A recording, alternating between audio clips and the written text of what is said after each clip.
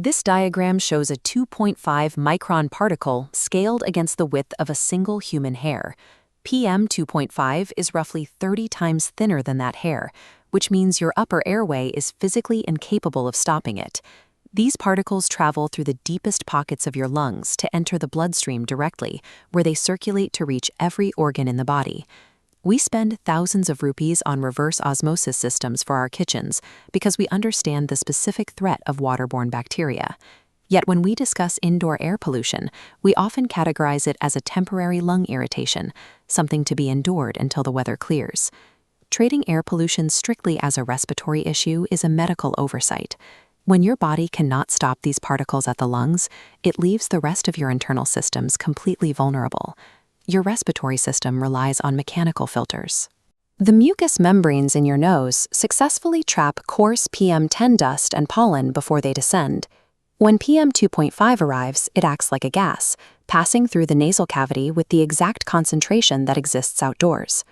As particles descend into the bronchi, your body tries to physically sweep them out using tiny hair-like structures called cilia. That mechanical clearance works well for isolated dust exposure, but the system becomes saturated and overwhelmed by high daily pollution levels. This failure creates the chronic deli cough, but it cannot stop the smallest particles from falling deeper into the respiratory tract. The particles ultimately reach the alveoli, microscopic air sacs where vital oxygen exchange takes place. White blood cells attempt to consume the foreign objects, but they cannot break down inorganic metal oxides and soot. These immune cells die in place, leaving toxic particles embedded permanently in the lung tissue. Because our natural filtration mechanics fail at this microscopic scale, the lungs accumulate irreversible deposits over a lifetime.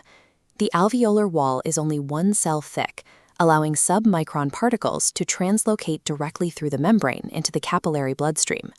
Once in the blood, these particles travel to the heart, causing arterial stiffening and increasing the risk of heart attacks and stroke.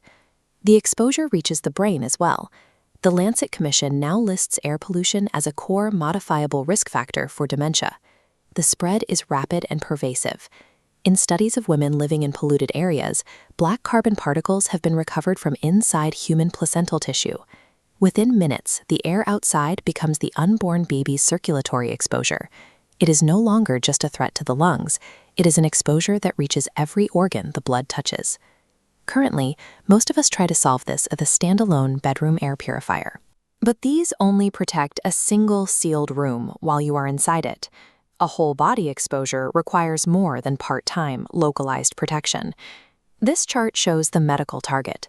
The World Health Organization guideline requires holding indoor PM2.5 continuously below 15 micrograms per cubic meter.